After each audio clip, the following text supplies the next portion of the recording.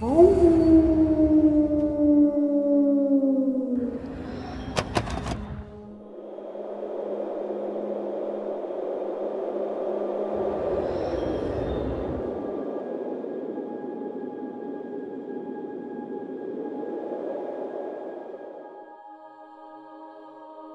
to the International Union for Conservation of Nature, there are more than 4,000 national parks around the world. In the US alone, it's estimated that 270 million people visit their park system each year.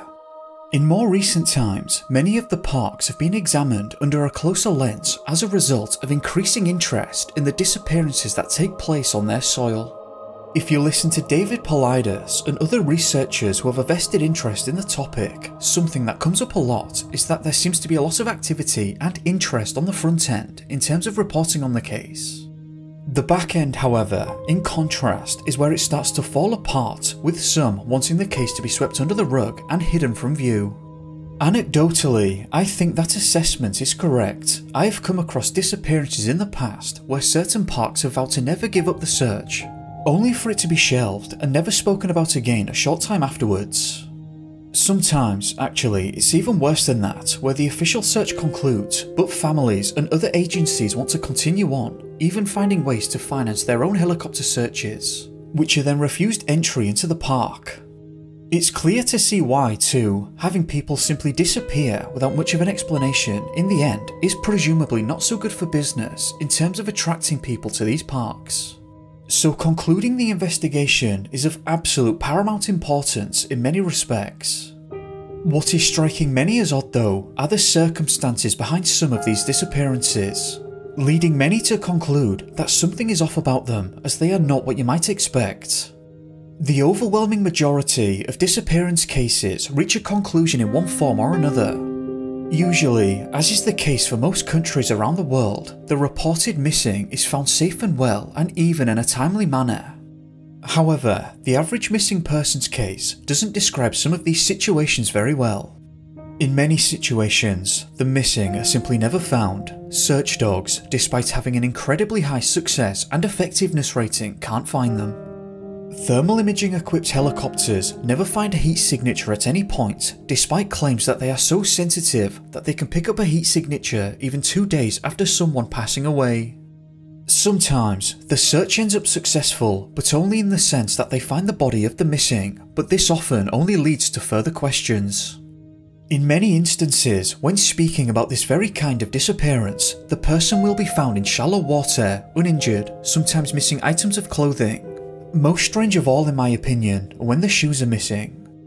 The coroner often concludes that the passing was highly probable as being caused by hypothermia, but sometimes doesn't mention the circumstances leading up to the passing, or struggles to explain why certain actions were taken.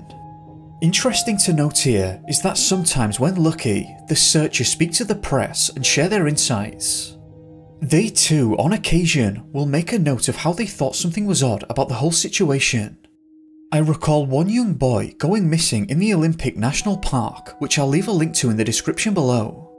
The searchers spoke of finding lone, intermittent footprints that they believed were the boys. After the find, the expectation was that he would be found in a timely manner, but after an intensive search lasting weeks, there was no further trace of him. One obvious seeming conclusion often pops up, that is that the missing must have come into contact with a wild animal, and therefore animal predation must have taken place.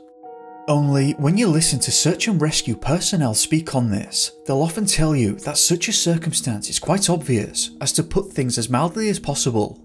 There is often a scatter, and many clues are left behind. In other instances, professional trackers are brought in to help, and they too don't make a lot of progress. Once the authorities are involved, even when it isn't said outright, sometimes there is an air of suspicion in regards to the missing being taken by a third party. However, in these very specific kinds of disappearance, no clues are found to point in that direction other than the fact that the missing cannot be located and the search dogs are unable to find a scent, perhaps indicating that the missing is not in the area anymore, or alternatively may have strayed into an area that has lessened the scent for one reason or another. Of course, this is not the only scenario that has caused many to have an interest in the topic. Initially, the idea for this video was to examine disappearances from national parks all around the world, but when researching and going through older newspapers, I found a string of disappearances that took place in Mount Rainier National Park. To start this journey, let's go back to 1999.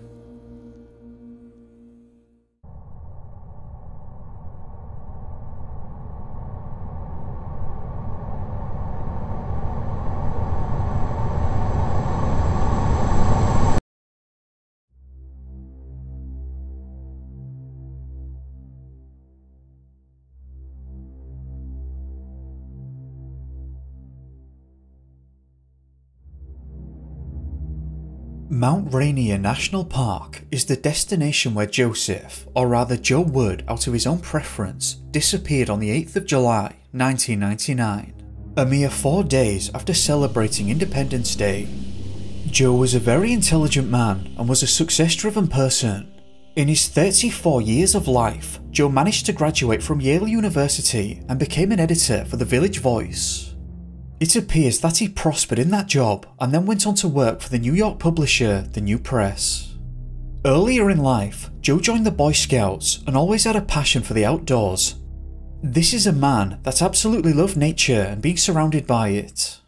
As Joe got older, he managed to climb the ranks of the Scouts and ended up as an Eagle Scout, which is the highest scouting award to my knowledge. I mention this because Joe was no layman when it comes to hiking and survivalist skills. National parks, rural and wilderness areas are where Joe thrived, and it was an activity that he couldn't get enough of. The day before Joe disappeared, he had made the trip to Seattle to attend Unity 99, which is a national conference for minority journalists. Joe was friendly and great at networking, and that was precisely his intention for the day. On the 8th, he had planned a trip to Mount Rainier National Park. Alone, he drove the 70 miles southwest to the location, which has been estimated to have taken around 2 hours in car. We can be certain that Joe arrived at the park at 12:29 PM, as shown on his car park receipt at the Nisqually entrance. From there, his position can be tracked as driving to the Longmire area where he started his hike to Mildred Point. It's important to clarify here that whatever happened to Joe must have happened fairly quickly, given that he had only planned for a short hike and was dressed for exactly that scenario. He was wearing light clothing and had taken his binoculars as he was an avid bird watcher. Joe never made it back to the conference after this, and his friends were surprised, but they didn't sound the alarm, which in hindsight was a big mistake. 3 days later, when Joe didn't turn up for work, 3 of his friends and his ex-partner began to suspect that something was awry.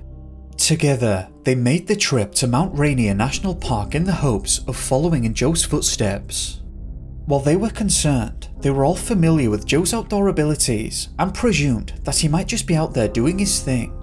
In my opinion, things become a little bit questionable here, as the group did not file a missing persons report until the 13th, though the date they arrived in the park is not clear. It could have been the 11th or 12th. However, I would suggest that if Joe didn't turn up for work on the 11th and no one could make contact with him, he should have been reported missing that very day. And I have absolutely no idea why these people who had now become aware that something might be wrong waited so long. To me, that information by itself is fishy, though that might be presuming too much since Joe did travel to the park by himself and eyewitnesses can place him there alone. Perhaps to add to suspicions here, which I've had to come back and edit in, Joe's ex-partner was with him at the Unity conference. It's not clear about the others though. Anyway, after being reported missing on the 13th, rangers quickly located his car and came to the realization that he must either be lost or had faced some sort of accident. The search began and the press started to report on Joe's disappearance. Bruce Gammond was a hiker in the park and saw Joe on the day in question. He got in touch with the park service after seeing Joe's picture being shared in the newspapers. He told them that he met Joe on the Rampart Ridge Trail and that they were at an altitude of around 4,800 feet at around 2 PM on the 8th. The trail was covered in snow and Joe questioned as to how far the trail went on, and Bruce said that it went on for another 5 or 10 minutes, but that there was a snow bridge that looked dangerous to cross. Joe said that was fine and that he planned to turn back shortly anyway, and the two parted ways, with Bruce coming down off the mountain. This was the last time that anyone would ever come into contact with Joe Wood. At this point, I want to go back in time and look at official press reports near the date of the incident. The Centralia Chronicle took an interest in this case and reported on it twice, once on the 16th and once on the 19th. On the 16th, they stated this: "Searchers scoured Mount Rainier in vain for Joe Wood last week. A helicopter and 3 teams with search dogs roamed the mountains Thursday looking for Mr. Wood," said the park spokeswoman Maria Gillette. "They were not able to find any significant clues," she said. Officials plan to resume the search today. 12 searchers from the Olympic National Park were expected, along with 4 German Shepherd search dogs and 8 to 12 volunteer searchers. Another helicopter has also been placed on standby to assist as well. Gillette said, "It appears he was not on the main trail, but he was on a trail following other hikers' footprints." She also stated that searchers discovered some footprints that may have belonged to Joe, but that it was hard to indicate the direction of travel or how long they had been there. The article describes an anomaly during the search when the search dogs seemed to take an interest in an area of downed trees. Searchers did comb through this area thoroughly, but they didn't find any further trace of him. This raises the question, was this just an anomaly, or had Joe actually been to that location? And if so, why couldn't the dogs trace his position after this point? It's also worthy of mention here that the weather did take a turn for the worst 3 days into the search when heavy rain began to fall. On the 19th, the Centralia Chronicle stated this: "After 5 fruitless days, the search for a New York book editor on Mount Rainier has been suspended. No clues emerged in our searching today," park spokeswoman Maria Gillette said Sunday after meeting with Joe's family and friends. Maria then points to the conversation with Bruce and the potentially dangerous snow bridge. She said that it was a likely possibility that he had tried to cross the bridge, which then could have collapsed and caused him to fall. While an obvious speculative point to make, surely this could have been verified with ease by actually visiting the location and seeing if the bridge had collapsed. There were searchers all over that area, so I have no idea what she's talking about when she says a likely possibility and could have collapsed. Was the bridge still there or not? That is a basic question you feel the park spokesperson would have had knowledge about. Or perhaps what she meant to say was that he simply fell off the bridge. That is bizarre to me that the answer to that isn't known. Either the bridge wasn't there anymore and you have a strong lead, or there was damage along the bridge, possibly indicating a fall. Or there isn't any of that, and we're just guessing that Joe slipped and fell. Joe seemed to indicate that he didn't plan on crossing the bridge when he told Bruce that he was going to turn back shortly anyway. Of course, there is every possibility that he changed his mind or came into contact with an animal or a third party that pushed him in the direction of the bridge. This is all speculation now, however. I've reread the article and her statements many times over, and it just doesn't read like it's a statement of fact. But perhaps the bridge did literally collapse and it's just poorly worded. Now, if there was clear evidence of a collapse, why was the search not localised beneath the bridge? They knew on the 15th that Joe had at least been near that area, so why now, days later, are we thinking about the bridge? Surely that would have been a great place to start on the 15th. I think despite the wording here, we have to assume that the bridge had collapsed, and there was clear evidence of this, because I can't make any sense of that statement otherwise. Anyway, that was what the park officials went with, and said that the best bet now was to wait for the snow to finish the melting process over the next few months. From what I can gather, the snow in the area had already begun to melt. Even after the snow had cleared, Joe, nor any trace of him, or where he went, ever turned up. There was absolutely nothing found at all. Searchers said that they didn't believe animal predation had occurred, as they would have expected to find clear evidence of that. The day in question that Joe disappeared, the weather was excellent and conditions were clear. Or in other words, visibility that day was brilliant. Joe quite literally disappeared without a trace, and as StrangeOutdoors.com point out, It would be completely understandable here if the area was foggy or had been hit with a snowstorm or just bad weather in general, but it wasn't. One would imagine that if he did make that fall, his body would have been discovered in subsequent helicopter and ground searches, especially once the snow had cleared. This then raises the question, could there have been any third-party involvement here? Of course, I can find no evidence of this, but there is no evidence of anything. I was really surprised that absolutely nothing was found in this instance. Now, just to make things stranger, the newspaper amazingly named the Walla Walla Union Bulletin reported this on the 21st of July 1999 with the heading, "Number of hikers missing on Rainier, highest in years." 3 hikers recently missing on Mount Rainier may be hidden under the heavy snow that blankets the mountain. It's the highest number of lost people on the mountain in years. The 3 hikers, John Repka, William Tietjen, and now Joe Wood. They are presumed passed by friends, family members, and park officials after becoming lost in separate incidents on the mountain since May. Rangers who have been here for many years don't remember ever having a year like this, park spokeswoman Maria Gillette said of the toll. The missing men disappeared while hiking or snowboarding on the mountain, but park rangers have struck out in their rescue and recovery efforts. "We're very frustrated," park ranger Nina Stevens said. "At this point, let's have a look at the other disappearances that happened on Mount Rainier at the time. Unfortunately, these disappearances didn't get as much attention as Joe's, so less specific details are known, but this is what we have. John Repka, who was 51 years old at the time, went to Mount Rainier with a climbing team on the 16th of May, 1999. All of his teammates were more than just that, and from what I can gather had all known each other for a very long time and were friends. The group had planned to climb the Muir snowfield, which is 8,000 feet up the 14,410 foot mountain. Things get a little hazy here, but John managed to become separated from the rest of the group, and they weren't even sure how that had happened, but visibility that day was low. It seems that the group had been hiking together, and at some point during their descent, John became separated accidentally, and no one had realised that it had happened. The group did have radios, and John made contact with them, and he told them that he was lost. This was the first time that they had realised he was missing, and they were at an elevation of around 8,000 feet. Reports aren't specific about the actions that the group took at this point.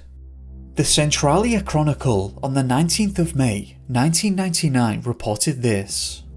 Poor weather hampered the efforts of the searchers looking for a climber who got lost in the Muir snowfield while descending Mount Rainier. Weather permitting, the search was scheduled to resume today for John Repka, who was coming down the mountain Sunday when he became separated from his group, said National Park spokeswoman Maria Gillette. On Tuesday the 18th, 33 searchers and 1 helicopter swept the area between the snowfield at 8,500 feet and Paradise Glacier at 6,400 feet. Going was difficult because of low temperatures, wind, precipitation and poor visibility, Gillette said. John is an experienced climber who has been to the top of Mount Rainier before, and he was carrying a backpack. We're all familiar now with the Walla Walla Union Bulletin, and on the 8th of September 1999 they reported this. A body recovered on Mount Rainier is believed to be John Repka 51, who disappeared May 16th after falling behind his climbing team on the Muir snowfield. A helicopter pilot who had been involved in the initial search for Repka was flying supplies to Camp Muir on Tuesday when he spotted clothing Repka was known to have worn, said Ranger Dave Langley. They unfortunately never mentioned what clothing they had spotted, which would have been interesting to include. I would have loved to have known if he had taken his boots off, which seems to be commonplace in some of these disappearances. 2 rangers were later dispatched to retrieve the body. What's interesting here is that the pilot who searched initially had already flown over the area where the clothing was later discovered. That would indicate that John was now found months later in an area already searched by the initial search and rescue teams. Now let's move on to William Tietjen, whose body was held on Mount Rainier for 2 years before it was finally discovered. William's body was actually found by complete accident, as at the time the rangers were trying to find two missing climbers who were thought to have gotten themselves in trouble. Thankfully, those climbers were found safe and well. Travelling back in time though, to the 20th of June 1999, William was 27 years old. He was highly intelligent and was at the beginning of his career as a medical doctor. Quite literally, William had a bright future ahead of him and had all the hallmarks of being a very successful person. On that day, William began his hike to Camp Muir at 10,000 feet. It was overcast, 5 degrees Celsius or 42 degrees Fahrenheit and drizzling. William arrived at the public shelter at 5:15 PM and left 15 minutes later to snowboard down the mountain. At the time, it was somewhat foggy, but not so bad to the point that you couldn't see properly. According to all, William was an avid outdoorsman, though was not familiar with this particular mountain, and it was at this time that William disappeared. A search similar to those discussed so far was undertaken, with professional search dog teams, trackers, helicopters and park rangers scouring the area where William had disappeared, but they found no trace of him at the time. They couldn't locate his tracks nor find any indications as to where he might have gone. Despite the mild fog, he was expected to make it down safely and because of his experience with some amount of ease. When searchers found his body 2 years afterwards, they said that they first found his snowboard and then his snowshoes, followed by other equipment that they didn't specify, and finally, they located the body not too far away. Interestingly, the rangers found William's body beneath a waterfall at the edge of Nisqually Glacier at 5,800 feet. There's no real wonder why he wasn't found at the time of disappearance. I can't imagine anyone thought that William would decide to travel to the waterfall before returning down the mountain. I suppose this begs the question, why did he travel to the waterfall? Was that a complete accident? Did he get lost on his way down? Or perhaps there might have been another reason, but I'm absolutely certain that no one expected to find him in a body of water at the time. It's not clear to me if William had simply fallen and was injured, as it appears that he began to undress somewhat as he was found without his jacket among other equipment.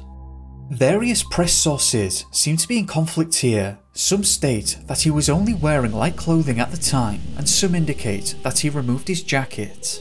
But all are in agreement that he abandoned some equipment.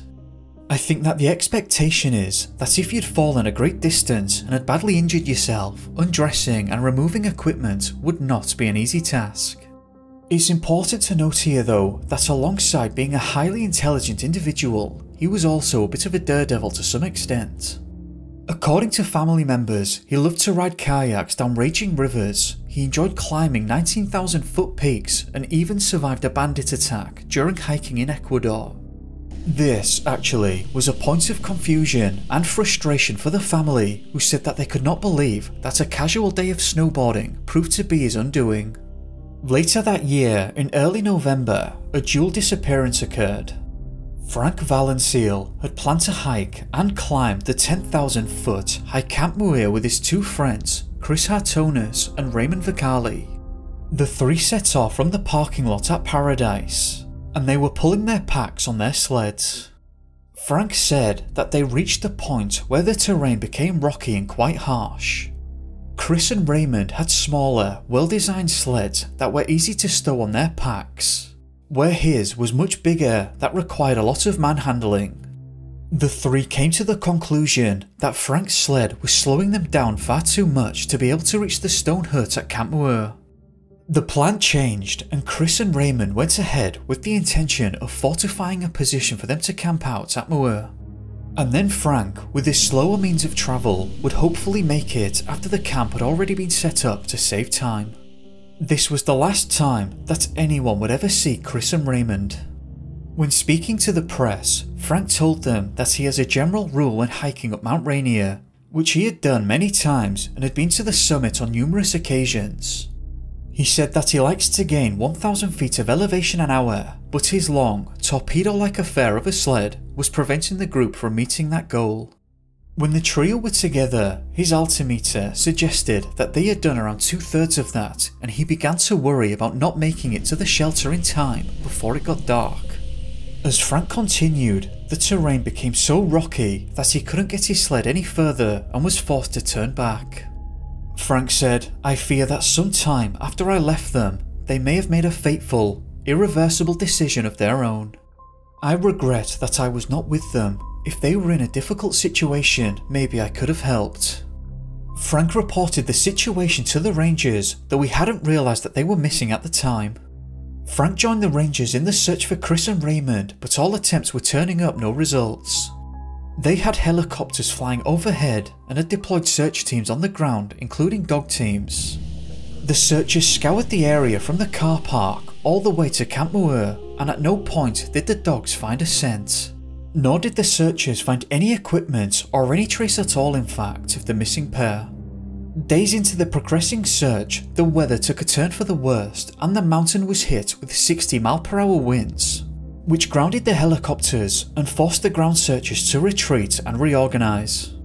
At the start of this, Frank and the searchers were hopeful because Chris had hiked to Camp Muir around 100 times in the past, including the route that they had taken this time. Raymond, on the other hand, was an expert rock climber and had been to the summit of Mount Rainier in the past.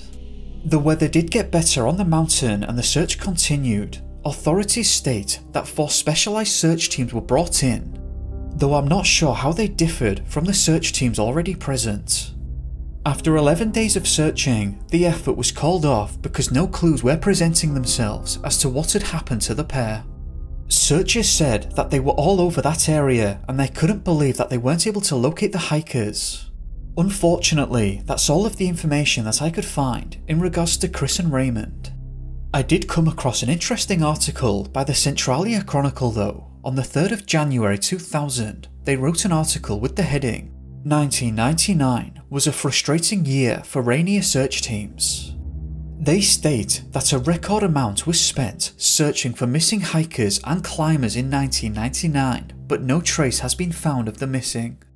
Mount Rainier Chief Ranger John Cranbrink said, "I cannot remember a year in which we've had so many people that we just couldn't find, and it's a real frustration and it's very unusual." That year, the park had conducted 17 major search and rescue operations, which cost them almost $250,000, around 5 times as much they would normally spend in a year. John said that rangers, volunteers and professional searchers were left frustrated time and time again in 1999. He said that they were not able to find so many victims despite intensive and widespread searches.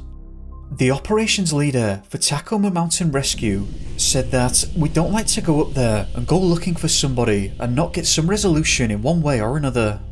He then goes on to state that many of the searches were hampered by extreme weather conditions that would roll into the area during the search.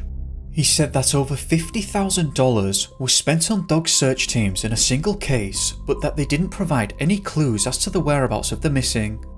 It's not clear why 1999 was such a bad year for Mount Rainier in terms of the disappearances, but as mentioned, in terms of cost, it was 5 times worse than the average year.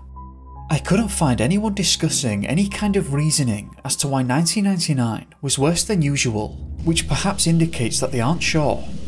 If the weather was particularly bad that year, I would have expected that to have come up as a possible explanation. One thing is for certain though, the fact that the searchers, helicopters and dog teams couldn't find any of these missing people was becoming highly frustrating to the rangers, who in many cases did expect to reach some conclusion. What was concerning, or perhaps even disturbing to some, was that there was never any trace found during the time of searching. To finish off here, in a previous video of mine, I said that I'd have a more detailed look at the effectiveness of search dogs, and as it happens, the Kingston University of London just happened to have conducted such a study. Dr. Greatbatch, Gosling and Allen state this: "There is widespread and long-standing use of dogs in search and rescue operations, and their effectiveness is well accepted within the SAR community. However, very little published research exists that quantifies the effectiveness within a realistic SAR environment." Their study included 25 experiments with 10 dog handler pairs using randomized target placements, whereby they could then calculate the ratio of success, misses and false positives. A false positive would be the dog believing that they had found the item but had not. Each dog was fitted with a GPS device which recorded their paths and ambient temperature. The researchers also wanted to account for wind strength and humidity to see if they altered the success rate at all. The results of their study showed that there was no identifiable correlation between humidity, temperature, or wind speed and effectiveness. The dogs were 76.4% successful overall, with no effects from the weather conditions. They also had an effectiveness score of 62.9%. Just as a brief explanation, the success rating percentage there obviously indicates the successful finding of the target item, and they found that the dogs were 76.4% successful at finding the items. The 62.9% effectiveness score is considered to be the degree to which the dog is successful in achieving this purpose. So what they found was that in some cases before the real find was made, the dogs would sometimes report false positives or would become distracted in some instances, but frequently they still made the find eventually. 76.4% of the time in fact, which is a very high success rate despite the minor blips. Does the high success rate of the dogs make some of these missing person cases that much more unusual? The answer to that is I'm not completely sure, and I would like to see this same study reproduced in mountainous terrain. This study in question was done in the UK in lowlands. In fact, after having another look at the paper, the researchers also state the same thing. They say, "For future studies, we recommend further tests following the same methods in different locations and environmental conditions, and with more breeds of dogs to get a fuller, more comprehensive picture of basic search dog effectiveness." It is important to say though that 76.4% is very high, and it makes it absolutely clear why humans have been using dogs in a search and rescue capacity for at least the last 400 years, and in all kinds of environments too. In my mind, I do find it odd that no trace at all was found in these disappearances despite the extensive search efforts. As always though, I'd like to hear your thoughts on the matter, so do share. Thank you for watching. If you found the video interesting, then please do leave a like and subscribe if you haven't already, it helps me a lot. And if not, then feel free to leave a dislike, I'm just looking for your honest opinion, so do share. And do share your thoughts on the disappearances discussed. I'd also just like to say a special thank you to my patrons who keep this channel moving forwards, so thank you very much for your support. I hope that you've had a great day, or evening depending on where you are. Be safe guys, and I'll see you next time. Peace.